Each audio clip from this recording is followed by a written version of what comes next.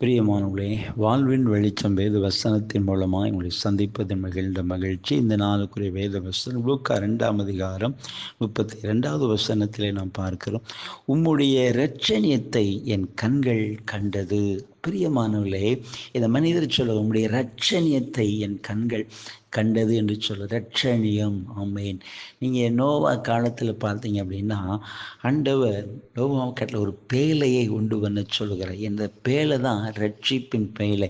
பாருங்க, அந்த காலங்களில் அந்த வெள்ளம், மழை வெள்ளம் வரும் பொழுது அந்த நோவாவின் குடும்பம் தேவனுக்கு பயந்து நடந்த நோவாவின் குடும்பம் அந்த பேழைக்கு உட்படுத்தப்பட்டதுன்னு சொல்லி பார்க்கிறோம். அது ரட்சிப்பின் பேழை.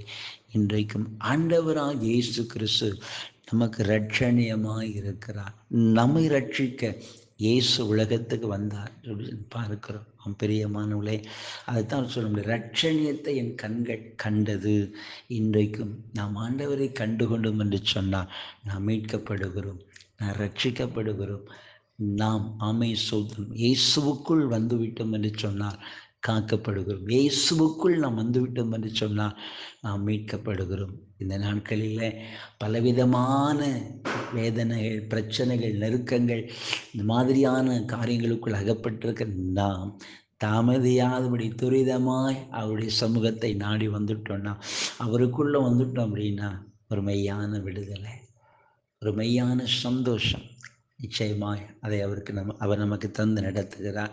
அப்படியே செய்வார். நாம் ஜெபிப்போம். நன்றி தகப்பனே, வார்த்தையை கேட்கிற ஒவ்வொரு பிள்ளைகளுக்கு ஆட்சேபிக்கிற இரட்சணியத்தை என் கண்கள் கண்டது என்று சொல்லி அவர் சொல்லுகிறதை பார்க்க அநேகருடைய கண்கள் காண முடியாதபடி குருடாக்கப்பட்டிருக்கிறதப்பா. கண்கள் திறக்கப்படும் காணவும் மையான ஒரு விடுதலை ரட்சிப்பின் சந்தோஷத்தை உடைய பிள்ளைகள் பெறவும் கர்த்தர் உதவி செய்ய வல்லமை இறங்கட்டும். இந்த நாளிலே ஆண்டவரே உடைய பிள்ளைகளுக்கு இறங்கி உதவி செய்து இந்த நாள் ஒரு அற்புதத்தை செய்து கர்த்தருடைய பிள்ளைகளை ஆசீர்வதித்து நடத்தும். சிற அன்புக்காக நம்மளுமை துதிக்கிறோம். நல்ல பிதாவே, ஆமேன், ஆமேன்.